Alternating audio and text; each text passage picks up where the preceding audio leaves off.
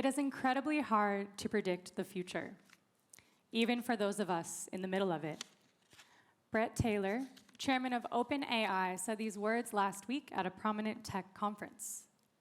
But predicting the future is not what this talk is about. This talk is about how the technological breakthroughs that will shape our future are already shaping our present. This talk is about the entrepreneurs at the helm. And this talk is about how the ways they use technology today will shape the future for all of humanity. Entrepreneurs like Jared. Jared and his wife were sitting on the couch when they got a call that nobody wants to receive. His wife's aunt had passed away from cancer. Just minutes later, Jared got another call.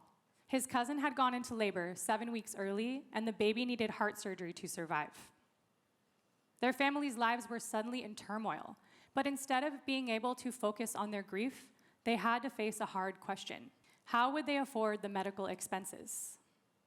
Then, Jared learned about charity care, a policy in the United States that requires hospitals to waive or reduce medical bills for low-income people.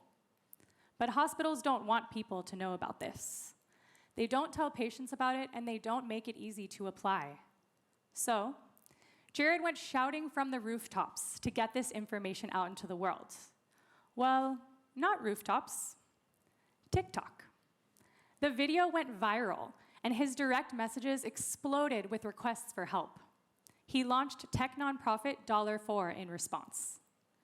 $4 aggregates the charity care policy for every hospital in the United States.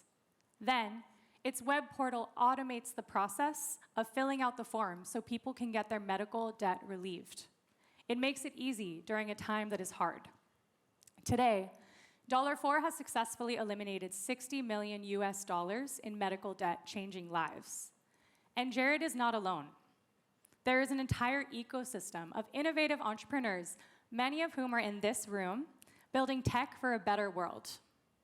안녕하세요. Hello. It is an honor to be here today at Asanna눔 with like-minded people who share the belief that innovation and social impact are a powerful combination for collective progress. I want to thank Nami, Leo, Daniel, Minsu, and the entire Asanna눔 team for the invitation to speak with you today. I have had such a wonderful experience. I'm getting to know Korea and so many of you, so thank you very much. I'm Nicole Dunn, Vice President of Marketing and Communications at Fast Forward, a nonprofit tech accelerator in San Francisco. You can't quite see it, but that's our office. We bring together the tech, nonprofit, and philanthropy worlds to empower entrepreneurs like Jared to solve humanity's biggest challenges. Challenges like the youth mental health crisis and climate change. The entrepreneurs that we support are building tech and AI-powered nonprofits. These are nonprofits that have technology at their core. They use technology to deliver impact at scale. Think chatbots, apps, and APIs. Their tech is built for underserved customers, and the core goal isn't revenue. It's social good and collective progress. Whether it's education, health, or economic empowerment, tech nonprofits leverage technology to solve problems efficiently. At Fast Forward, we select promising tech nonprofits for our accelerator and guide them through 3 intensive months of learning everything they need to scale. To date, our portfolio of 100 tech nonprofits have impacted over 186 million lives around the world, raised $750 million in follow-on funding, but we're not just an accelerator. Fast Forward is cultivating an entire ecosystem to support tech nonprofits. We partner with philanthropists to help them develop tech-based strategies. We help those philanthropists deploy capital into the tech nonprofit sector. We tell stories of the entrepreneurs behind the nonprofits to elevate the sector. And we provide ongoing support to the community through programs that help all tech nonprofits. For example, we have a tech nonprofit playbook that guides entrepreneurs on how to start and scale a tech nonprofit. It's available to everyone freely online. We have pitch camps to teach entrepreneurs how to storytell, also free and available virtually to any nonprofit. And Fast Forward is not alone in our support of tech nonprofits. Though we were the first tech nonprofit accelerator, Now, an ecosystem has coalesced around these entrepreneurs, eager to see tech do more good. Our work is backed by leaders like Google.org, BlackRock, and Hewlett-Packard Enterprise. Why do we invest in nonprofits? I will walk you through 5 reasons. Tech has transformed every aspect of our lives. Just think about the watch on your wrist. It's not just for telling time, it's for tracking your biological behaviors, not including people with regular watches who are just trying to figure out if it's dinner time. Or the phone in your pocket. It's not just for communication, it's a gateway to billions of experiences. Whether you're searching for the best kimchijeon in a cozy alleyway in Yeoljiro, or trying to identify a woodpecker hiking Seoul Forest Park, it's like carrying magic in your hand. It can do everything, so why wouldn't we use it to help more people? At Fast Forward, we see the ubiquity of mobile, cloud, and AI as an unparalleled opportunity, not to drive profit, but to drive impact. You see, the problems that we face as a society are bigger than they've ever been, but the technology has never been better, and that's good news. With the right intentions and effort, we can apply technological breakthroughs to solving real social problems. Take Reboot RX. Worldwide, 10 million people die of cancer each year, with an economic cost of $1 trillion annually. This is depressing stats, and entrepreneur Laura Kleiman knew this firsthand. She lost her mother to cancer. She realized that the devastation of cancer impacts not just a person's physical and emotional well-being, but also their family's financial health. At the same time, releasing a new cancer treatment from drug development to patient can take many years and easily $500 million. Trained as a cancer researcher, Laura decided she wanted to do something. So she founded AI-powered nonprofit Reboot RX. That's Laura. They are exploiting a lesser-known scientific fact. Drugs developed for one purpose often end up having useful effects in areas they weren't initially planned for. Generic drugs can be repurposed to treat certain types of cancer, and it can cost less than 5% of the cost of developing a new drug. Reboot RX fast-tracks the discovery of affordable generic drugs that can treat cancer.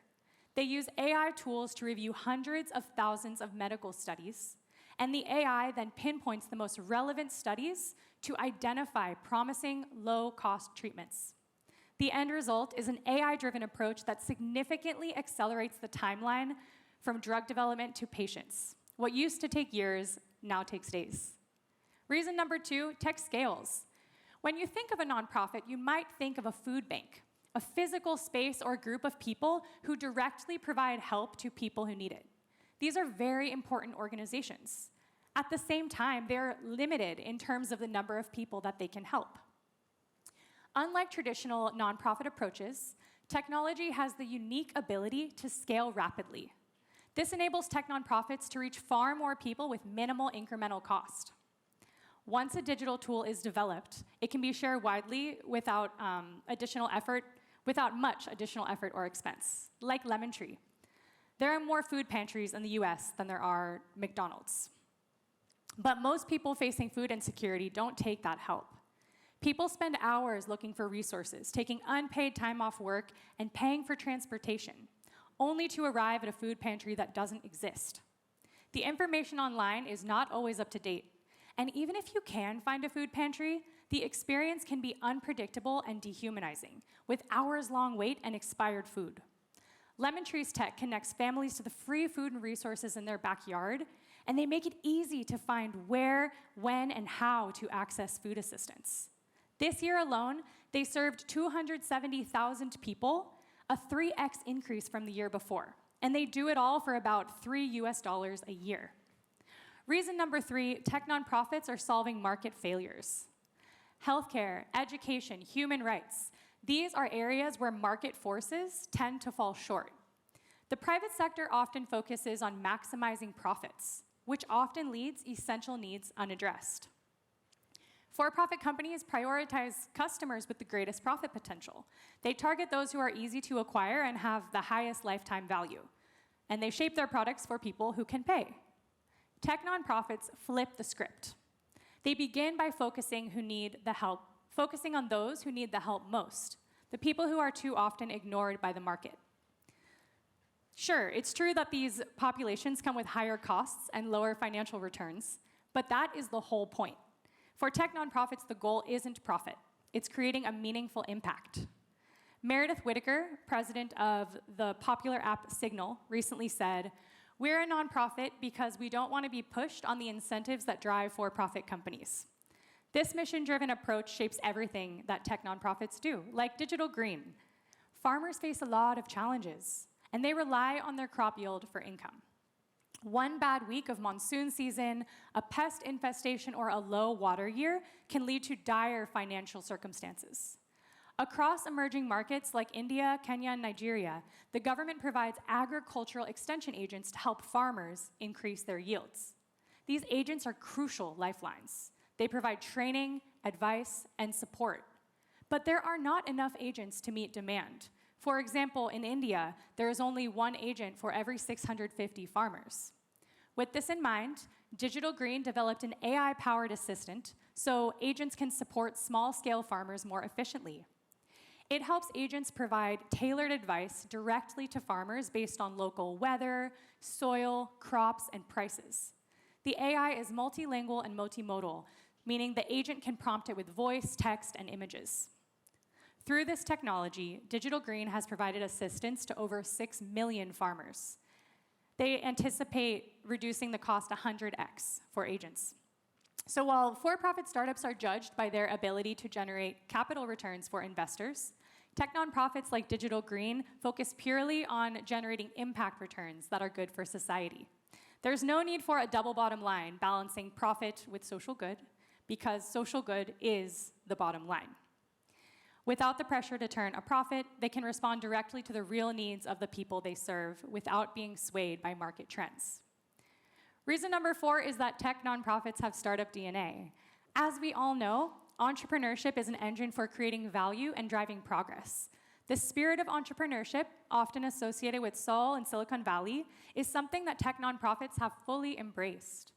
They have the same agility and ambition that you'd find in a startup. They start by identifying a real-world problem, whether it's improving education outcomes, clean water, or addressing poverty. And just like a startup seeks out product-market fit, they focus on developing the product for the customer who needs their help. While traditional nonprofits may shy away from high-risk projects, tech nonprofits, just like startups, are willing to take calculated risks. They embrace failure as a learning opportunity, and they know that every failed experiment brings them closer to a breakthrough solution. This willingness to push boundaries allows them to innovate. They adopt the latest advancements in tech to optimize their operations, and they are resource efficient. Tech nonprofits often operate with lean teams, just like many startups in the early stages. This forces them to make the most of every dollar, focusing on what truly drives impact.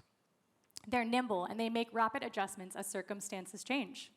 They attract entrepreneurial talent, people who might otherwise join the for-profit startup world, but are drawn to the mission focus of nonprofits. Reason number 5, tech nonprofits leverage emergent technology for impact. It's time to talk about the intersection of nonprofit and AI. As we all know, AI is changing everything. Social change organizations are no exception.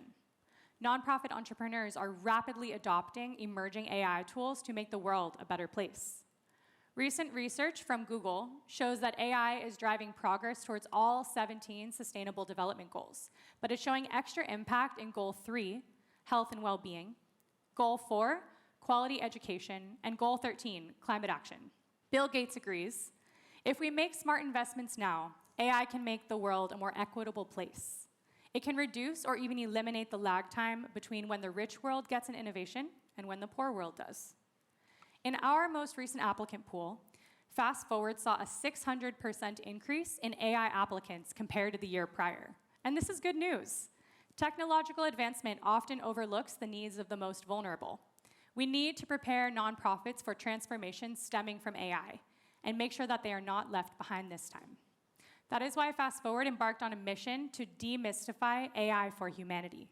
We coined the term AI-powered nonprofits, also known as APNs, to describe organizations that have AI at the heart of their work. Organizations like Koko, which was founded by Dr. Rob Morris, who you will soon meet, Koko's using AI to catch self-harm and suicidal behavior on social media and intervenes to help young people's well-being.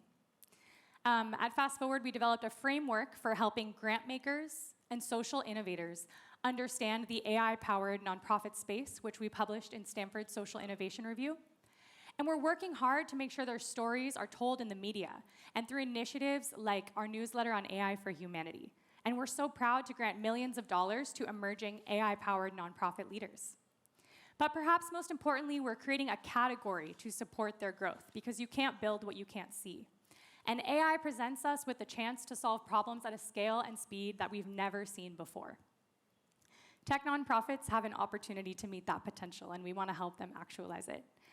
So now that you know why we invest in tech nonprofits, I want to share with you how we choose which organizations to support.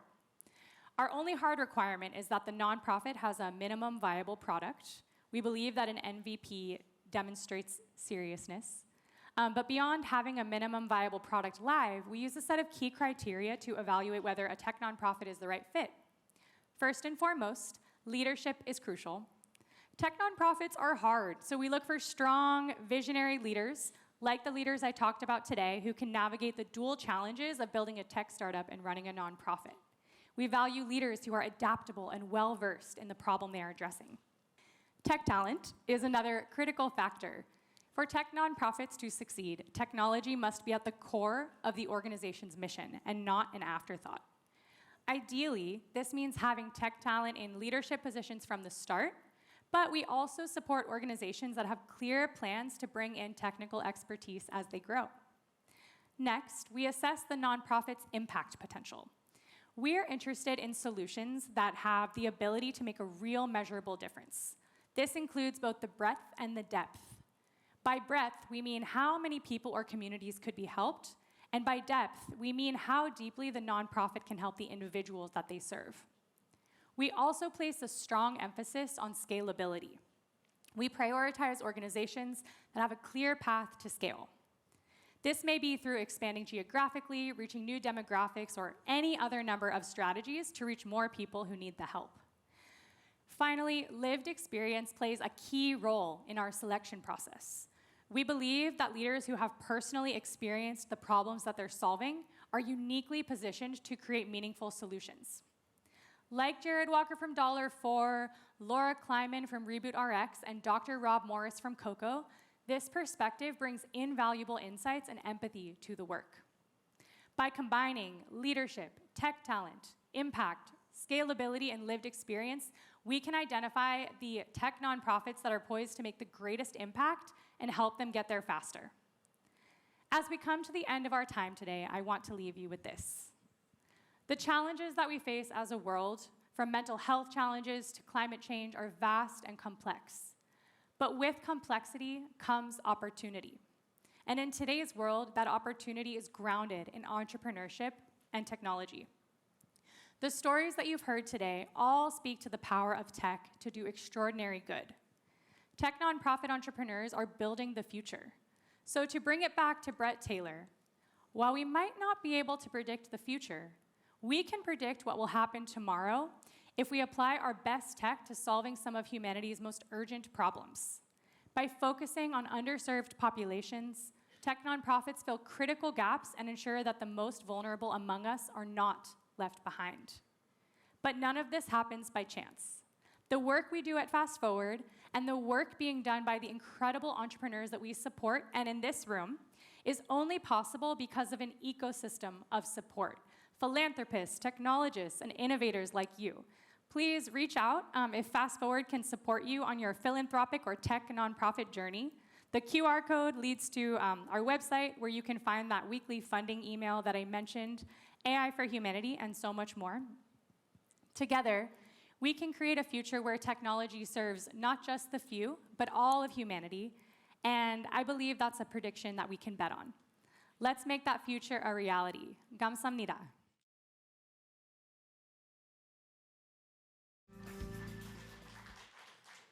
Hello. There's something we can't turn away from.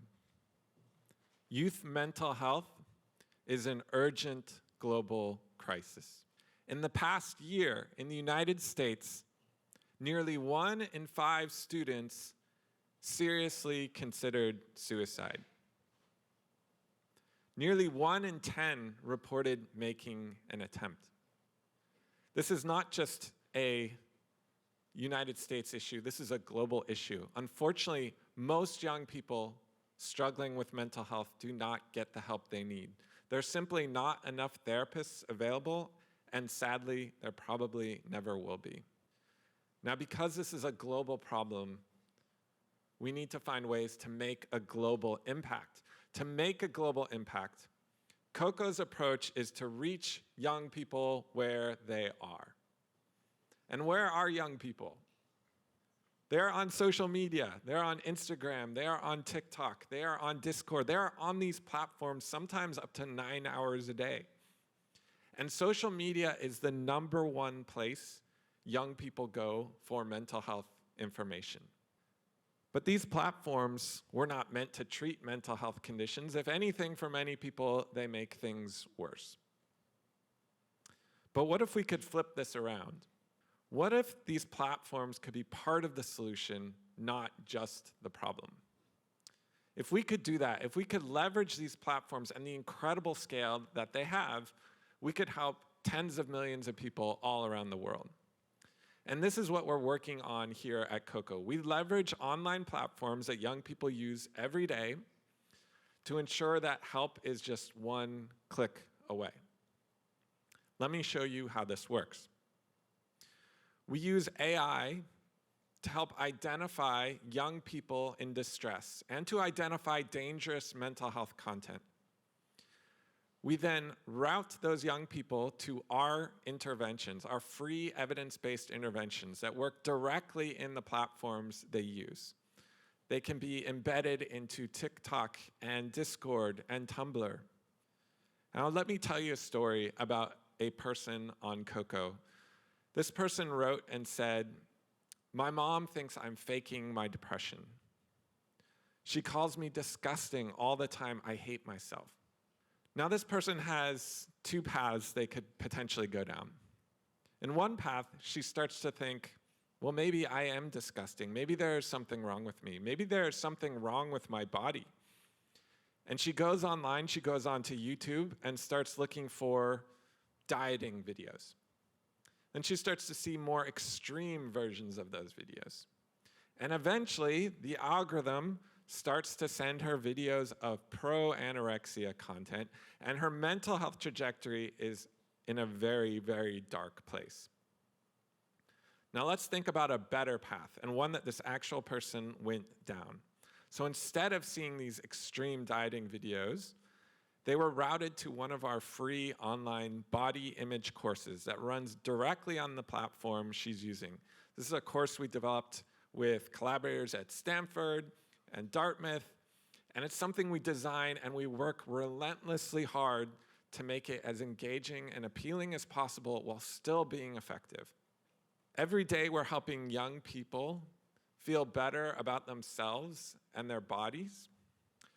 We're helping young people who are struggling with thoughts of suicide and self-harm. We are one of the most evidence-based tech digital mental health platforms in the world. We have 8 peer-reviewed papers, 2 randomized controlled trials with many wonderful collaborators. I'll tell you a little bit about the interventions we provide. One type of intervention is a single session intervention.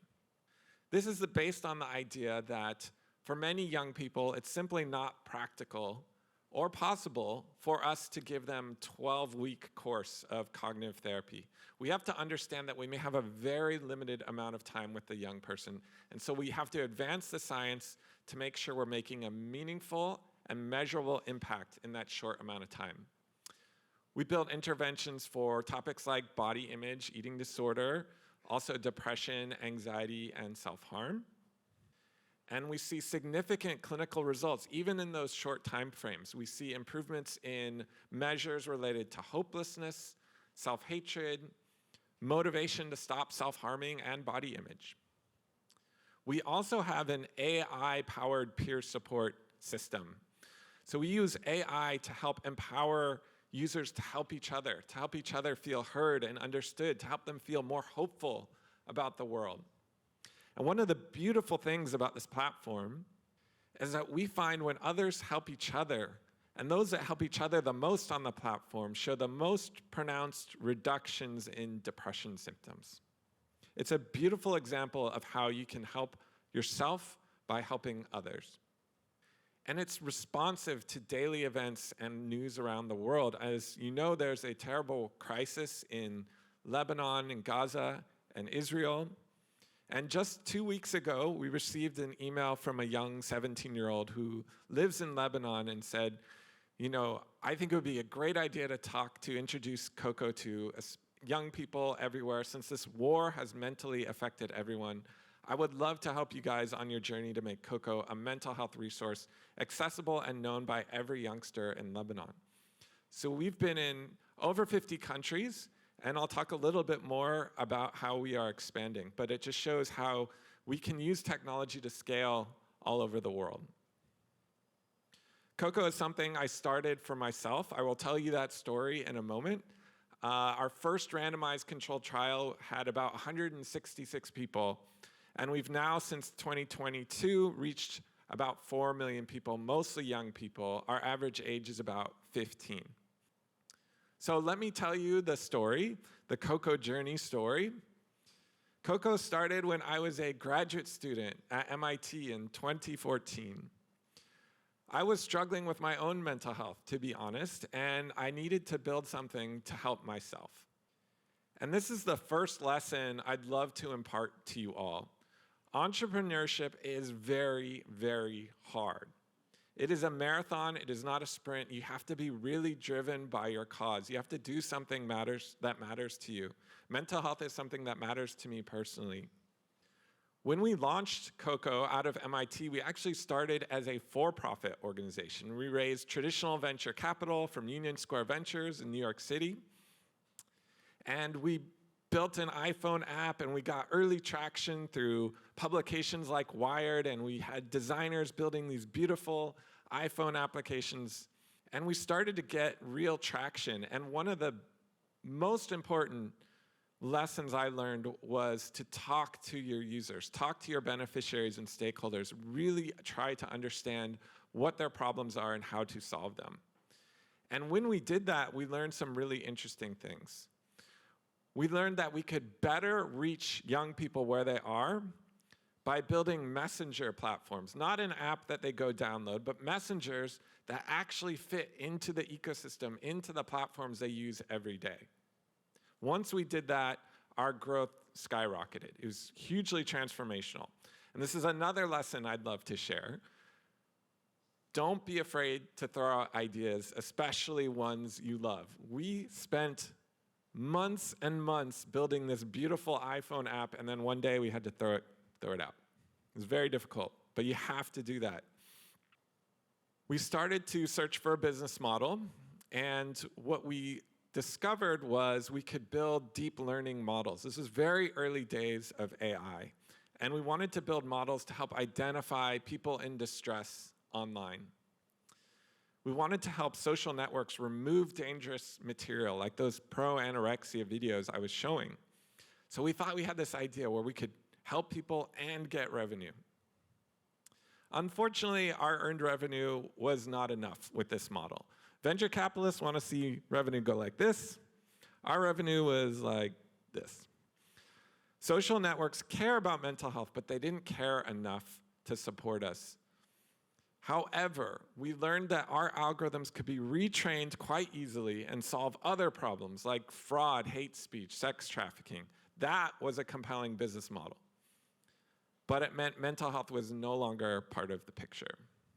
So this is another important lesson. In a for-profit organization, revenue is the most important consideration. It can be hard, it's not impossible, but it can be hard to be focused on impact when you're trying to optimize for revenue. Revenue is, of course, important for nonprofits as well, but it is not the singular goal. Eventually, we sold Koko to Airbnb, but I fought really hard to keep the name and to keep our mental health platform. I always hoped I could bring it back somehow.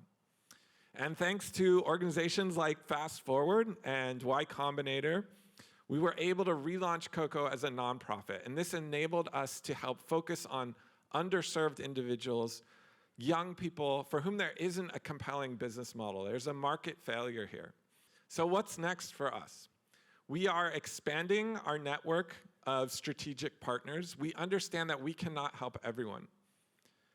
As your nonprofit grows, the next best step is to start building out your ecosystem, to start looking for partners to help make your impact even more scalable. We're working with wonderful groups like peers.net and universities in the United States.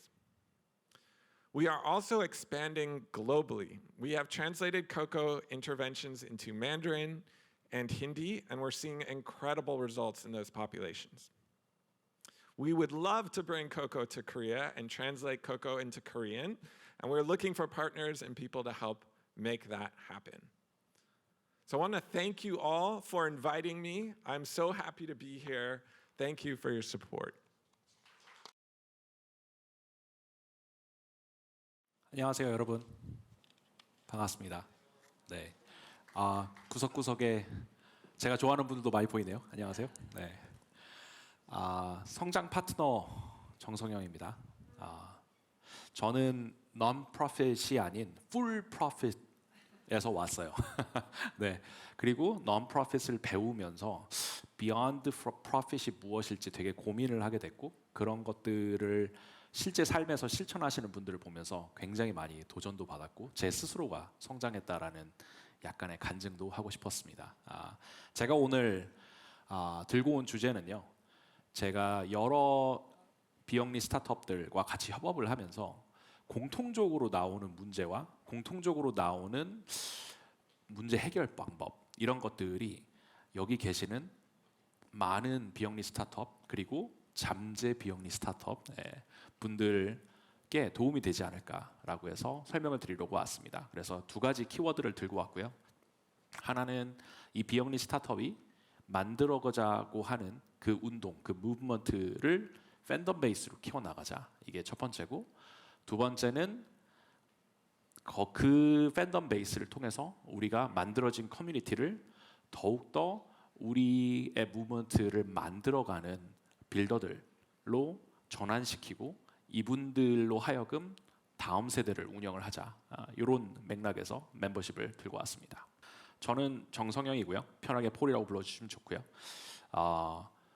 아까 풀 프로핏이라고 말씀드렸는데, 그로스 해킹이라는 거를 한 줄로 정리를 하자면 기업의 매출을 과학적인 방법들로 성장시키는 방법들이에요. 이런 것들을 저는 연구를 하고 실제 현업에서 적용을 해서 기업들이 매출 혹은 주요 지표들을 올릴 수 있도록 돕는 일들을 하고 있고요. 사실 다양한 경험들을 겪었지만 제가 가장 스스로 뿌듯하고 자랑스러워하는 저의 레주메는 다둥이 아빠라는 겁니다. 네, 보통 다둥이 아빠라고 하면 몇 명 정도를 생각하세요? 셋? 네. 그 얼마 전 서울시 기준이 2명으로 줄었다고 합니다. 2명부터는 다둥이라고 부르셔도 된다고 해요. 저는 5 키우고 있습니다. 네, 아주 익숙한 반응이고요. 박수까지. 감사합니다. 네. 그래서 제가 대한민국 평균을 좀 올려놨으니까 여러분께서는 편하게 좀 2세 계획을 하셔도 될 것 같고요. 네. 제가 소개하고자 하는 내용을 한 장으로 압축을 하자면 이 얘기일 것 같아요.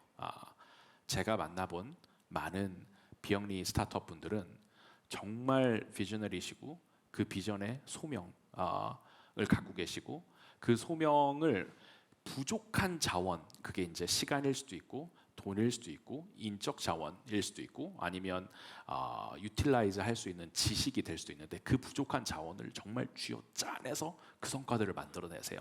정말 리스펙하는 분들이고요. 이분들의 마음을 얘기를 하다 보면 이 문장으로 이제 좀 정리가 되는 것 같아요.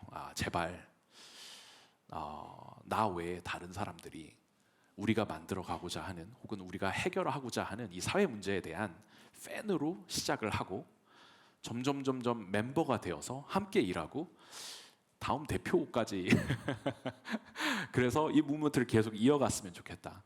정말 이게 제가 이분들이랑 같이 협업을 하면서 느꼈던 니즈였던 것 같아요. 네, 그래서 제가 좀 단어를 좀 기왕이면 같은 그라운드에서 얘기를 해야 되기 때문에 정의를 했습니다. 제가 말하고자 하는, 오늘 설명하고자 하는 팬덤은 기본적으로 이 열성적으로 우리의 무브먼트를 지지해주고 정말 이거 열심히 퍼나르시는 분들을 뜻하고요. 멤버십은 프로젝트 파트너나 뭐 프리랜서 혹은 활동 멤버로서 잠재 대표님으로서 우리와 함께 이것들을 만들어가는 빌더들을 뜻합니다. 그러면 이제 팬덤부터 얘기를 해볼게요. 팬덤이 중요한 이유에 대해서 뭐 여러분들 충분히 느끼시겠지만 팬덤이 중요한 이유는 이게 기본적으로 지속적인 후원 유도를 만들어낼 수 있는 일종의 가두리망이기 때문에 그렇습니다. 그래서 정말 우리는 아까 소셜미디어 코코 얘기를 해주셨지만 어텐션을 위해서 싸워야 되는 상황이거든요. 여러분이 정말 사람들이 미디어의 노출이 너무나도 파편화되어 있고 많아지고 있기 때문에 여기에서 그 사람들의 관심 그리고 그 사람들의 어떤 참여 이런 것들을 위해서 싸워야 되는 상황인데 그런 맥락에서 점진적으로 한 번 노출을 하고 아니야 라는 사람들을 그냥 뭐 이번은 기회가 아닌가 봐요 하고 내보내는 게 아니라 그래요? 지금은 여기까지만 관심 있으시면 일단 이거 좀 관심 있어서 보이시다가 그 다음에 커밋할 수 있는 생각이 좀 더 들면 좀 더 다음 단계를 얘기를 해봐요. 그게 단순한 웹사이트 방문이라든지 우리 소셜미디어에서 우리가 하고 있는 일들을 영상을 보고 그거를 추천을 한다든지 혹은 우리 웹사이트에 들어와서 준회원으로서 가입을 하고 뉴스레터를 통해서 우리 브랜드가 하고 있는 일들에 대한 귀를 기울이시고 그거를 널리 알리키는 어떤 이런 분들이 되기까지 단계적으로 우리가 그분들을 어텐션을 관리를 하고 커미트먼트를 관리를 하고 더 나아가서 이거를 적극적으로 널처링을 해야 돼요. 그래서 우리가 어떻게 하면 이들을 어느 단계에 있든 우리의 팬덤으로 점점 빌드업을 할까 이 부분에 대한 고민이 많이 필요하다는 겁니다. 그래서 과거의 팬덤과 현재의 팬덤에서의 차이들이 발견되고 있어요.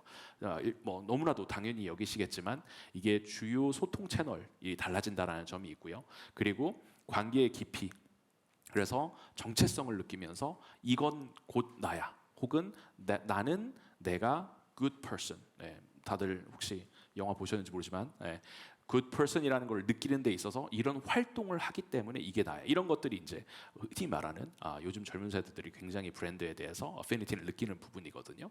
그리고 장기적으로는 이들과 함께 커뮤니티 형성 혹은 사회적 자본을 구축을 하고 우리가 필요할 때 혹은 심지어 필요를 모르는 상황일 때도 이 사회적 자본을 기반으로 우리의 무브먼트가 더 퍼져나간다는 점이죠. 그래서 예시를 들자면 뭐 제가 모든 비영리 스타트업들을 알고 있는 건 아니지만 제가 함께 협업해봤던 예시들은 이런 것들이에요. 예를 들어서 이제 뉴웨이즈 같은 경우는 쉽게 이해하는 정치 학습지라는 핵심 밸류가 있어요. 그러니까 이게 전체는 아니에요. 하지만 학습지 공짜로 받아볼래요? 라고 했을 때 그럴싸한데? 이런 생각 드시잖아요. 이 미끼를 하나로 일단은 준회원 가입을 시킵니다. 준회원과 정회원의 차이는 이제 웹사이트에 가서 보실 수 있어요. 근데 이메일 하나만 입력을 하더라도 우리가 당신한테 정기적으로 개인화된 자동화된 컨텐츠를 발송을 해줄 거예요. 이런 것들이 이제 굉장히 쉽게 사람들을 우리의 팬덤으로 일단은 발을 들일 수 있게 한다는 점이에요. 그리고 이제 이들과 계속 소통해서 후원 회원이라든지 이제 뉴웨이즈의 이제 진짜 꼼수는 뭐냐면 이 정치인이라는 후원자를 만들어내야 되거든요. 그래서 젊은 정치인들을 정말 이 사회에서 키워내고 이들의 후원 베이스를 우리 에이전시가 같이 키워보자라는 미션을 갖고 있는 팀인데 이런 것들을 하기 위해서 사회적 자본을 계속 키우는 가두리망으로 쓰고 계시다는 거죠. 또 개풀쿨 같은 경우는 이동약자를 위한 데이터 수집, 가공, 코호트 커뮤니티를 운영을 하고 계세요.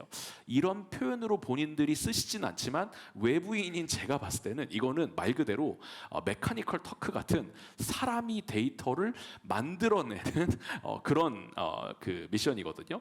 근데 이거를 굉장히 즐겁고 굉장히 재밌고 아주 즐거운 추억으로 만드는 코호트 커뮤니티를 운영을 하세요.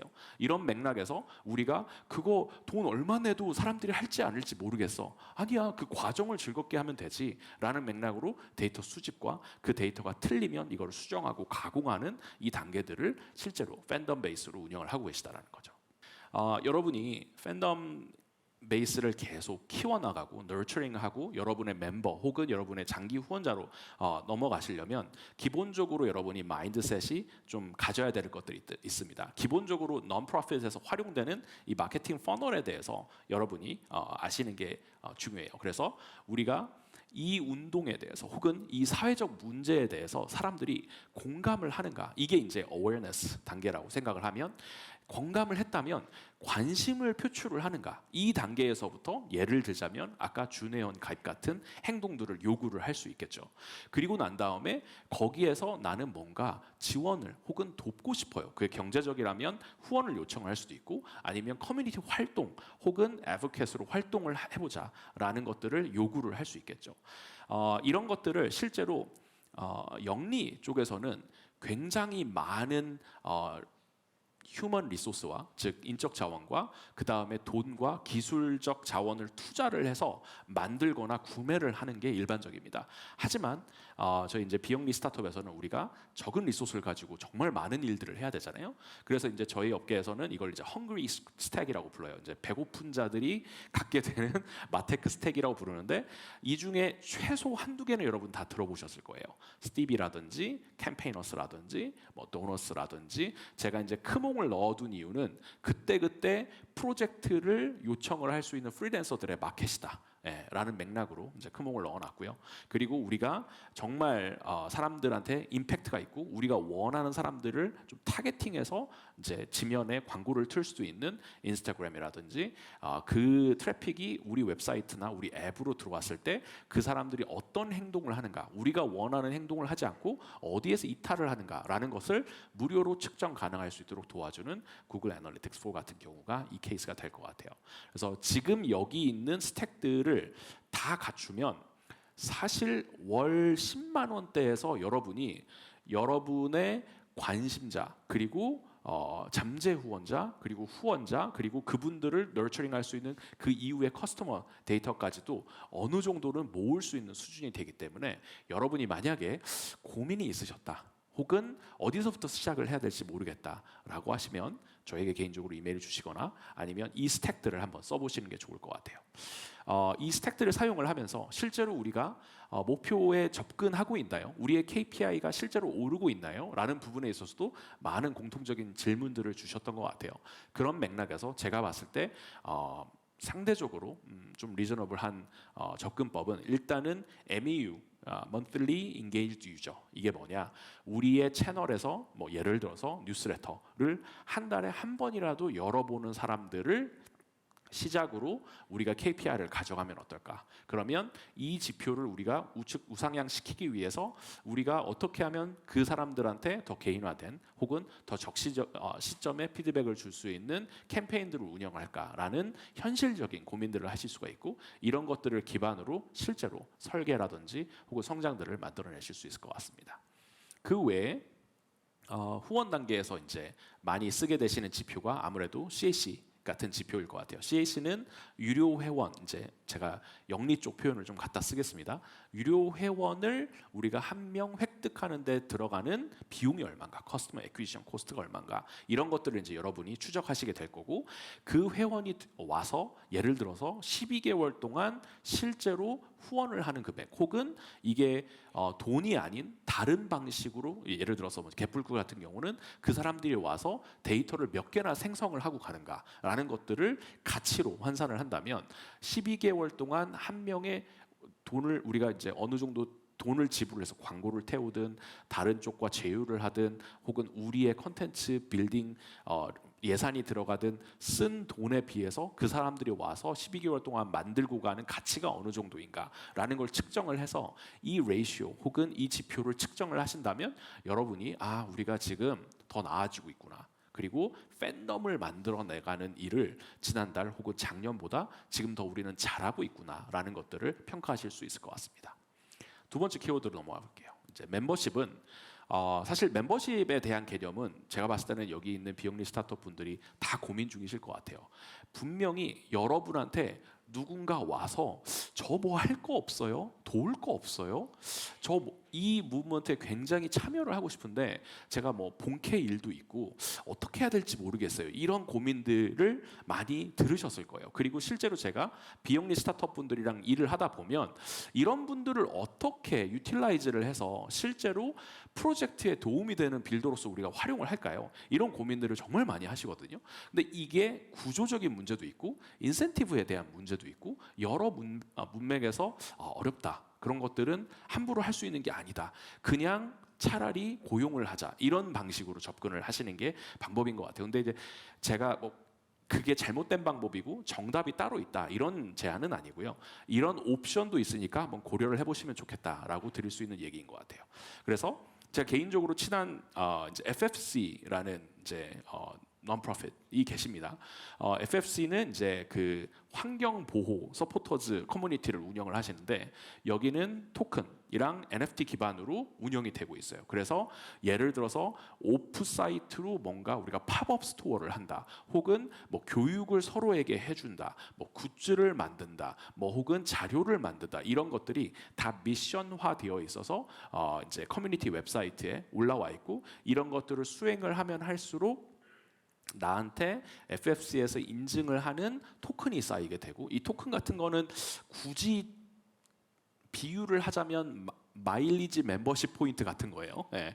이거를 뭐 가지고 내가 뭐 편의점 가서 뭐랑 바꿔볼 수 있다 이런 건 아니고요. 그냥 우리끼리의 인정이 거죠. 하지만 굉장히 중요한 점은 기여가 측정이 되고 투명하게 관리가 된다라는 점에서는 굉장히 여러분이 고민을 해보실 만한 내용인 것 같아요. 그리고 제가 이끌고 있는 이제 MFL 마켓핏랩 같은 경우도 저희는 한 100명에서 150명 정도의 외부 전문가 풀이 계시거든요. 이 외부 전문가 풀들은 다 업계에서 흔히 말하는 영리 업계에서 자기의 전문성, 그게 퍼포먼스 마케팅이 될 수도 있고 데이터 분석이 될 수도 있고 서비스 기획이 될 수도 있고 뭐 소프트웨어 개발자가 될 수도 있는데 그 일들을 하는 이 본캐 일들이 있는데 사이드 잡이나 혹은 잠깐 쉬어가는 갭이었대. 나도 뭔가 도움이 되는 프로젝트 혹은 내가 성장할 수 있는 프로젝트를 하고 싶어 라고 해서 저희 외부 전문가 풀에 들어오시는 분들이에요. 근데 이런 분들한테 당연히 뭐 시급이나 월급이나 이런 것들을 챙겨주긴 하는데 중요한 거는 이런 분들의 기업 평가나 추가 보상에 대해서 우리가 어떻게 더 잘 관리할 수 있을까라는 맥락으로 내부에서 토크노미를 운영 중에 있고요. 뭐 기본적으로 세 가지 맥락에서 저희가 도움을 드리고 있는데 하나는 어떻게 하면 인센티브, 즉 성과 측정을 기여 평가를 잘할까. 그다음에 두 번째는 이 토큰들을 서로 교환할 수 있게 시스템을 짜놨어요. 그래서 뭐 내가 이번 프로젝트를 하는데 뭔가 좀 막히는 부분이 있어서 도와달라라고 동료한테 요청을 했더니 커뮤니티 일원이 도움을 줬다. 그래서 너한테 감사의 의미로 토큰을 몇 개 내가 갖고 있는 걸 보내주겠다. 이런 의미로 쓰이고 세 번째는 거버넌스, 즉 우리가 영리 활동들을 하면서 남게 된 당기 순이익을 어느 곳에 쓸까에 대한 의사결정들을 저희는 non-profit 비슷하게 하고 있는데 그런 것들에 참여할 수 있는 토큰으로 쓰이고 있거든요. 그렇게 이제 토큰이 운영될 수 있다. 그래서 제가 여러분이 이런 거 고민 안 해보셨으면 한번 해보시면 좋을 것 같아요라는 맥락에서 이제 비영리 스타트업이 이제 프로젝트 파트너나 서포터즈나 프리랜서들과 멤버십을 토크노미 기반으로 운영을 하시면 이들의 참여와 기여에 대해서 구체적인 보상을 제공하실 수 있다. 그리고 저희 커뮤니티 같은 경우는 그 토큰 모아서 결국에는 하는 게 같이 해외 콘퍼런스 다니거든요. 그래서 단기 수익으로 토큰을 이제 기반해서 이제 배당을 하게 되면 그 돈을 가지고 막 해외 여행도 같이 다니고 뭐 컨퍼런스 같이 가서 배운 것들을 들고 와서 내부에 공유하고 새로운 기술들을 써보기도 하고 이런 것들을 커뮤니티에서 이제 제2의 재화처럼 활용을 하는데 이런 것이 한 2년 3년 전에 비교했었을 때는 굉장히 쉽게 뭐 블록체인에 대한 이해도가 전혀 없이도 구현을 하고 운영을 하실 수 있는 솔루션들이 나오고 있어요. 그래서 뭐 제가 해외 솔루션들만 여기에 좀 대표적으로 써놓긴 했지만 우리나라의 민트클럽이라든지 혹은 제가 알기로는 웨이크 같은 플랫폼도 그런 것들을 이제 지향하고 그런 솔루션들을 제공을 하고 계시는데 그런 것들도 여러분이 좀 관심 있게 보시면 거버넌스, 인센티브, 그 다음에 인게이지먼트 면에서 여러분과 여러분의 무브먼트에 참여하고 싶어 하시는 분들과 조금 더 근거 기반의 기여 측정 그리고 커뮤니티를 빌드업 하실 수 있고 이분들이 혹시 알아요? 다음에 동료가 될 수도 있고 혹은 심지어 다음에 여러분 회사의 대표가 되실 수도 있죠. 그렇죠? 제가 준비한 건 여기까지고요. 저는 이 팬과 멤버십이 결국에는 인피니트 루프를 만들면서 여러분의 가치를 키워가는 구조여야 된다고 생각을 해요. 그래서 어디에서 시작하시는지는 뭐 우리는 멤버십에서 먼저 시작을 할까 혹은 우리는 팬에서 먼저 시작을 할까라는 거는 여러분 팀 내에서 좀 더 논의를 해보시면 좋을 것 같고요. 만약에 잘 모르시겠다면 일단 팬덤을 더 키우시는 게 좋을 것 같아요. 그래서 이 팬덤을 키우고 이 팬덤을 우리가 커미트 레벨에 기반해서 점점 레이어를 나누고 이 레이어를 기반으로 더 뭔가를 하고 싶고 더 커밋을 하고 싶은 사람들한테 멤버십이 될 수 있는 구조들을 계속 제공을 하고 그분들한테 이렇게 우리와 함께 혹은 우리가 생각하지도 못한 세상의 문제들을 같이 풀어나가요 라는 것들을 제공을 하신다면 정말 더 많은 사람들이 더 뛰어난 탤런트들이 비영리 스타트업 세계로 오실 거라고 생각을 합니다. 비욘드 프로핏이 되려면 이 앙트십에 대해서 큰 열정과 그리고 배움 그리고 경험이 있으신 분들이 더 익섹터로 오셔야 될 거라고 저는 생각을 하고 앞으로 그렇게 될 거라고 믿습니다. 시간 내주셔서 감사합니다. So good afternoon, everyone. I'm Daniel Ryu, and I manage the Assam Frontier Academy, an educational program dedicated in nurturing social innovators at the Asanna눔 Foundation. So as we begin our panel discussion, I think we have a very unique opportunity to hear from diverse perspectives, from accelerators, and from founders, and from growth partners. And some of the questions might overlap the materials in the presentation, but I encourage you to share your thoughts with consideration for those who are managing or planning to do a nonprofit growth program. So through this insight gained in this panel talk, we hope to see more impactful programs which support nonprofits in Korea so we can make the ecosystem more healthier. Yes, so everyone's good? Everyone's ready for this? Yep. So I think a good start to start our panel discussion would be the perspectives on choosing the nonprofit model. So what are the primary motivations or advantages behind choosing a nonprofit model over a for-profit one when addressing major social issues? So our audience would like to hear a diverse perspective from each of you. So I think a good start would be Nicole, maybe? 안녕하세요. I think that Dr. Rob Morris's examples were really illustrative in deciding if you should be a nonprofit. At Fast Forward, we often say that if you can be a for-profit, you should be a for-profit because there is so much money and support to help you as a for-profit. With that being said, if you want to do something where there is a market failure, if you want to help vulnerable people for which there is not a market, then you should be a nonprofit. And it's really, really hard, but it's also very rewarding. At Fast Forward, the reason that we choose to focus on tech nonprofits and not tech for-profits is for that very reason. There are so many resources available for for-profit companies, and so we want to focus on that niche type of organization for which not a lot of people are helping. And luckily, there are many amazing organizations that are now starting to help nonprofits. So I do hope to see a future where it is much easier to start and scale a nonprofit. I would also add that you should think about what you can uniquely contribute.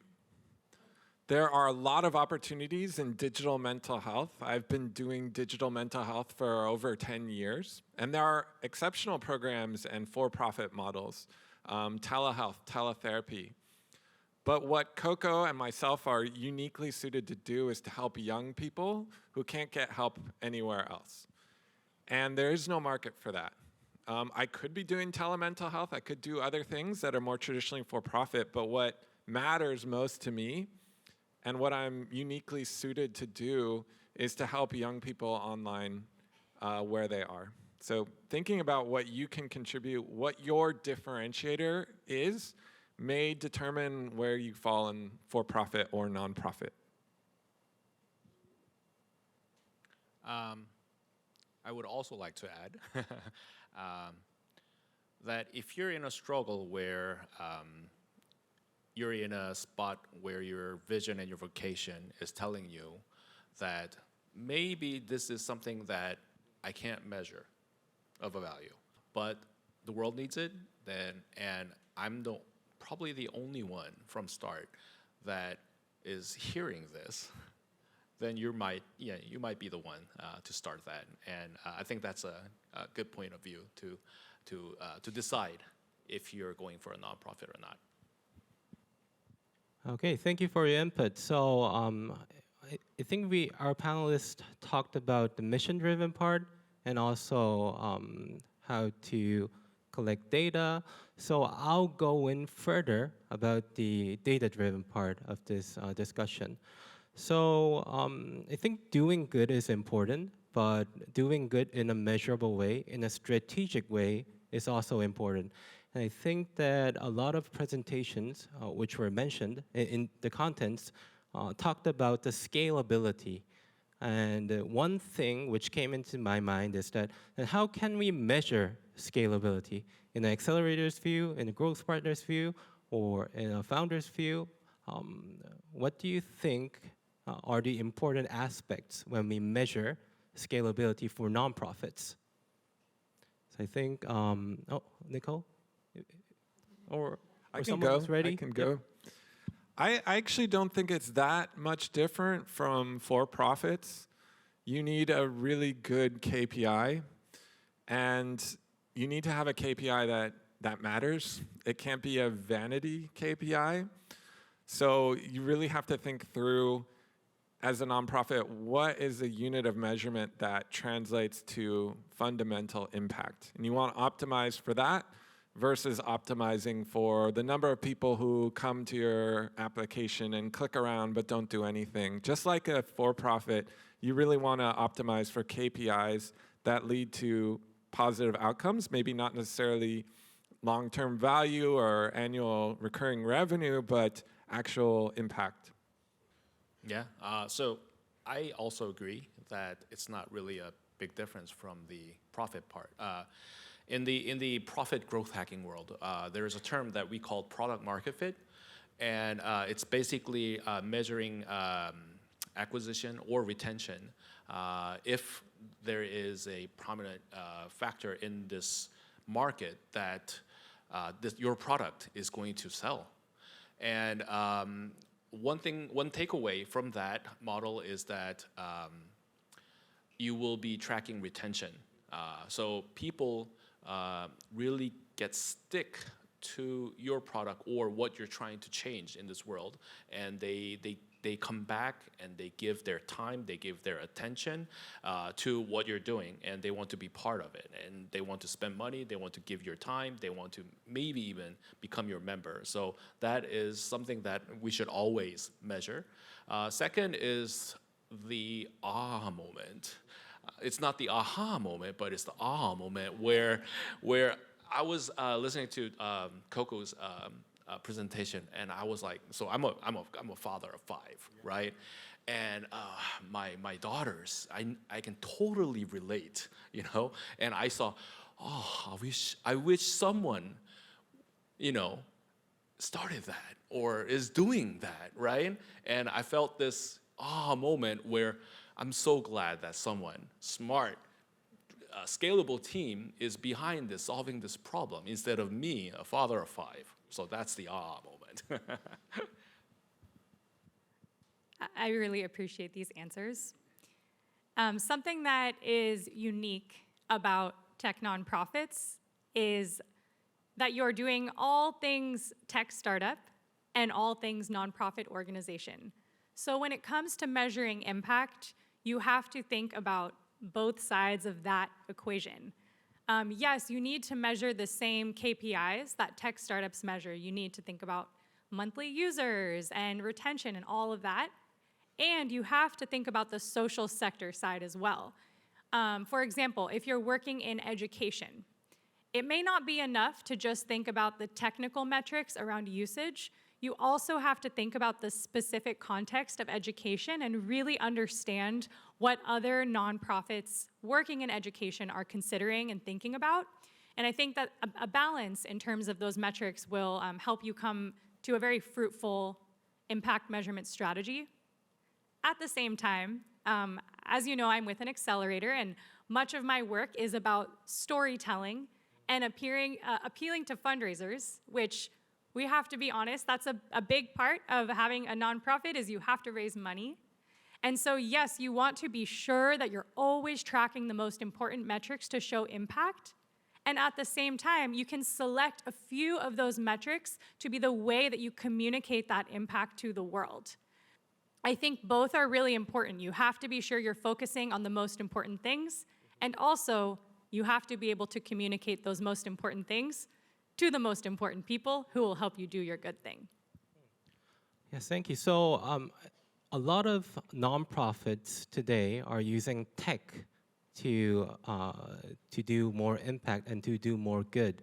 But one trend that I found out was that there are AI-powered nonprofits. And I saw the 2024 batch team pitching day on YouTube and fast forward, so it's all open to everyone. And I noticed that out of 12 teams, 6 teams were AI-powered. And that was pretty intriguing, and it was amazing. And also Koko is an AI-powered nonprofit. So when using AI, what should we consider the most? I can kick off a version of my answer. We're very excited that the AI-powered nonprofit sector is growing. In the history of innovation has been that innovators find the best available tools and they leverage it to do what they want to do in the world. And we're so excited that nonprofits are doing the same thing. At the same time, we all know that there are unknown risks associated with AI. Yeah, I see a lot of nods in the room that we have to be super mindful of. And so I think that perhaps more so than other technologies of the past, it is critical to be sure that we're doing a lot of human oversight and testing. Koko's a great example. They do a ton of amazing human oversight, testing, fine-tuning to make sure that the AI products they're delivering in the world are very safe for their beneficiary. So if you are a nonprofit considering deploying AI, good for you. I'm so excited for you, and I'd love to help you consider your model. And I implore you to consider the ethical implications and be sure that you have the tech talent and the resources that you need to do it in a safe and responsible way. Yeah, I would also like to say it's important to have an objective third party to help advise you. We have an external ethics advisory board that we consult for almost everything. The other thing I will say is AI is amazing, it's fascinating, it's beautiful, it's wonderful, but the most important thing is to solve your problem and the problems of your beneficiaries, and it is a tool to do that. And so you really have to force yourself to relentlessly focus on the problem. And if AI can help you solve that, that is fantastic, but you don't want to start with the tool and then try and find a problem to solve it necessarily. For those of you who don't know where to start applying AIs to your product or the fandom, I would advise to start with productivity, especially internal productivity. In my talk, I mentioned that nonprofit startups, we have so little resource. Yes, constraints. And it doesn't mean that we can't be creative, right? So I think one way definitely you should start evaluating internally is what kind of productivity hack could we get out of Gen AI. You don't have to create a product. You don't have to start a agent service for your user base. It doesn't have to start like that. And that's one. Number two is try to differentiate from your user experience that you want to give to your users, where should be always human and where should be always agents, right? And start with the agents part, right? It doesn't have to be, you don't really have to change the human factor of it. Normally in the commercial world, when you try to change the human factor into something AI, there's always backfire. So please don't start from there. Like, don't start from B2C, or don't start from the humane proportion of your service. And at last, try to keep in trend, at least follow some Twitter accounts or newsletters that really talk about what tech trend is about, because it's changing so fast. Like a month ago, OpenAI reported they opened their real-time API, which enabled startups to start using S2S, which is speech-to-speech API, and you can actually now use the speech-to-text, the LLM model, and the text-to-speech, which enables you can basically have AI call or talk verbally with your users. So this thing kind of changes the whole industry within like a month period, right? So you need to keep yourself updated and not say, oh, I tried that, or I looked into it and that was 6 months ago and I should not, give my resource to it, right? So it's a monthly change thing. So keep yourself updated. So in order to use AI, I believe that strict research from third parties or from yourself and elaborating on that is very much important. And what I saw in the presentation, one thing that was interesting was that Koko do collaborations with universities, and through that you measure impact and also you measure impact. So I'm curious, like, what advice do you have for tech nonprofits who wants to give a research to a third party? And how can accelerators or growth partner support that research or give some advice which can make it more better? It can be really important to partner with universities. It's something that Koko has always done. It came out of a university setting. So we kind of have a luxury in that I've worked with a lot of these academics for a long time. But I will tell you, there are a lot of points where a nonprofit and an academic researcher, the interests merge really nicely. They want to see real-world data, and you can provide that to them, and they can help you measure impact in a way that is rigorous and defensible through peer-reviewed research. And we've just found that it's pretty rare to have that level of rigor and third-party validation. So if you can get that, it appeals to funders, it appeals to partners, but then it also gives your team, peace of mind and confidence that what you're doing is helping people. Well, first, I'd love to follow up. I appreciate, Paul, what you said about how non-AI nonprofits can leverage AI. So if I may, I want to offer a couple of resources. As Paul and Rob said, all nonprofits are resource constrained, and AI does offer opportunity to increase operational efficiency. So not to plug Fast Forward, but in a couple of weeks, we'll have a healthy resource hub available freely for all nonprofits to understand how to leverage AI to do their work more efficiently, so that we can, save our humanness for the things that only humans can do. And Google.org also has a wonderful resource hub called Get Time Back for nonprofits. It's videos and worksheets and all sorts of tools to help nonprofits use AI. In terms of partnership, I'll give a little bit of a twist on your question, because it's not always possible for every nonprofit to do randomized control trials or partnerships with universities. But something really special that we see in the nonprofit sector is a spirit of collaboration and collectiveness. And so we've seen many nonprofits come together and pool their resources and data to to do more good. I'll share an example of a nonprofit called Career Village. They just launched an AI-powered agent called Coach, which helps anyone get career guidance, resume review, mock interviews, all sorts of things. But what makes them really special is that they worked with leading nonprofits all across the world who are focused on workforce development, and they all provided their proprietary resources and data into this model so that Coach could be sure that the resources and guidance they were providing students were from the very best caliber of workforce. They weren't. It was not random. It was best in class. So definitely, rely on your peers. Stay close to the other nonprofits because that will get you very far in terms of developing the best solutions for your beneficiaries. As a growth partner, do you have anything to add on, Sang-Yam? So this is on partnership, right?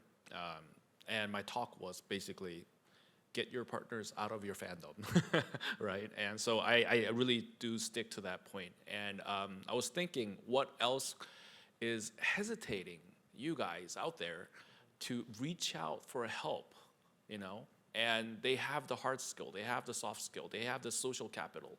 What is keeping you guys? And one of my hypotheses is that I don't know what to do, or I don't know what to, I don't know what my role is.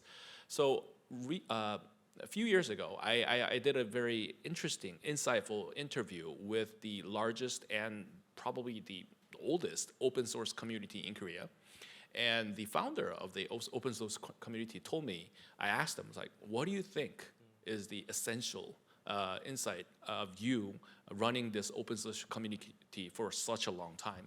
And he said, all we did was create tasks. And that really hit me, is that what the founder or the founding team could do to elaborate partnership and communities joining to work as your resource or your third party partnership is that just define problems and just make sure that these tasks are well scoped and that is aligned with your vision, and just open it up, transparency. And people with the resource, the skills, and the commitment, they will find you. So my 2 cents is that open up more. Tell them that you need help. Tell them what you're struggling, and start that with your fandom. So I think in order to make partnership, leadership decisions are very important, and also the founder's mindset is another important thing. So one question to follow up is that since tech nonprofit have a dual challenge of blending technology and nonprofit objectives, do you have any advice for leaders who are in the nonprofit sector approaching tech? So I'm sure that Rob is a tech star and graduate from MIT and have a background in tech, but there might be people who don't have a background and they might not be used to it. So as an accelerator or growth partner, do you have any advice for the people? I think Sang-Yam elaborated on that, so maybe we'll start with Nicole. It's true, Rob's a tech star. And no, but every nonprofit, of course, doesn't necessarily have a leader with a strong technical background. But that doesn't mean that you can't figure out ways to apply technology to do more of your good thing. I will share a couple of examples. Firstly, there's a hidden advantage to being a nonprofit, which is that people want to work for tech nonprofits. It's cool, it's interesting, it's a new space. And I think that it combines an altruistic, well-intentioned mission with technology, and therefore technologists who are either kind of burnt out of working in for-profit tech or always knew that they want to do mission-driven work, want to work for your organizations. You just have to find them. So again, not to plug Fast Forward, but I'm going to plug that we have a job board where any tech nonprofit can freely post. There are plenty of places to find technologists who want to do mission-driven work. At the same time, maybe you're not ready, you don't have the budget yet to hire a technologist. So, tech companies all over the world are looking for opportunities to get their employees into nonprofits pro bono to help with projects. And finding these opportunities can be an awesome way to get your tech product going or to kind of build out your technical infrastructure. And they really are out there. I'm not sure what the word is in Korea, but in the US, we call it corporate social responsibility is the field where within many tech companies, there is a division focused on doing good for society, and so many of those corporate social responsibility departments want to do employee engagement, specifically leveraging the technical talent on their staff.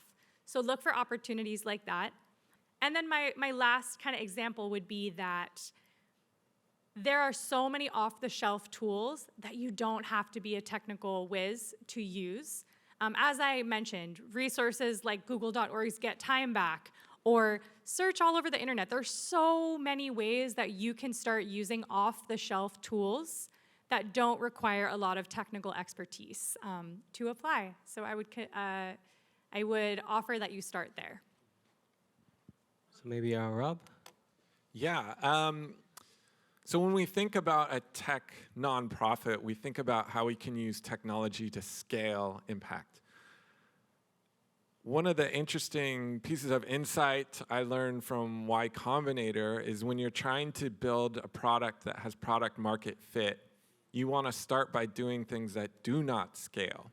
You want to build something really powerful for a very small group of people, and you want to make them love it. And often the way to do that is not to use technology and just do things manually.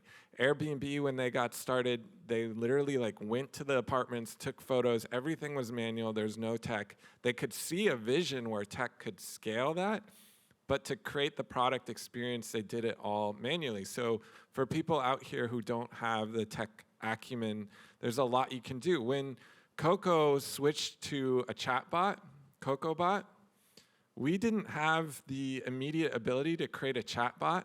So I literally pretended to be a chatbot and typed and pretended to be a robot just to see if it would work. Would it work? Would it solve problems? And then, oh yes, it does seem to work. Now we can figure out how to get tech talent to build that. My 2 cents is to network in a pursuit of feedback. So when I meet lots of NPOs in Korea, I tell them MVP is important, but MVP it's a term that you cannot put a number in. It's like, so what's a minimum for you to create a product? Someone would say 6 months. Someone would say 12 months. Where I'm from, it's 2 weeks. So ask other nonprofits. It's like, is this legit? Am I on speed? Or am I falling apart? Or am I doing something wrong?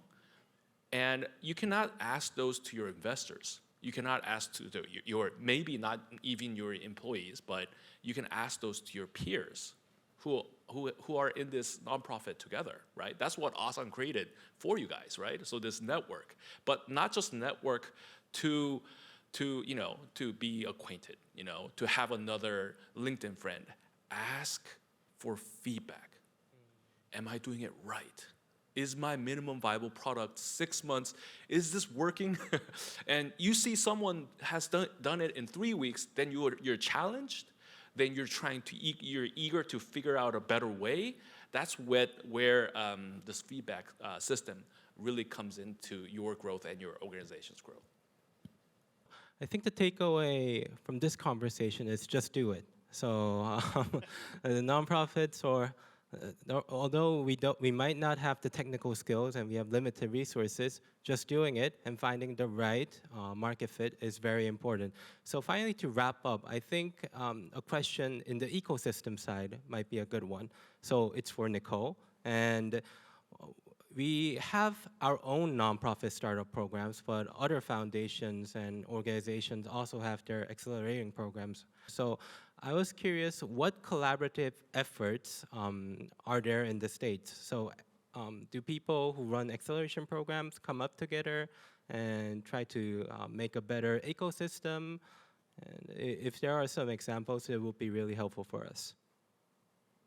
There are lots of programs and foundations and funders in the United States who are so excited to support entrepreneurs building tech for a better world. We at Fast Forward have a free weekly funding email that all of you are welcome to subscribe to. And it sends out opportunities for accelerator programs, organizations, grants, all sorts of things that can help you get the resources that you need to get started. And in terms of ecosystem and collaboration, we have a funny finding at Fast Forward.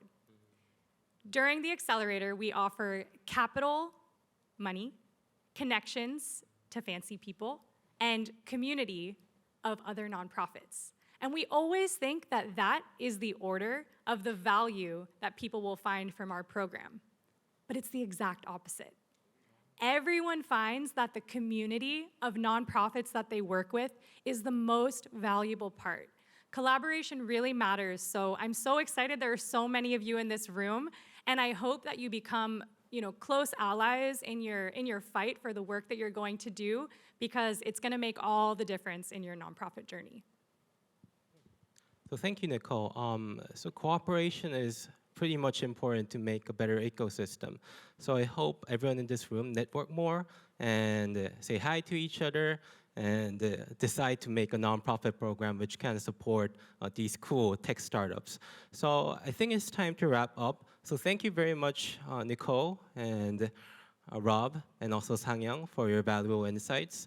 I hope more nonprofits implement the tech element, and also more foundations and NGOs make their own programs to make the ecosystem a better place. So thank you, everyone.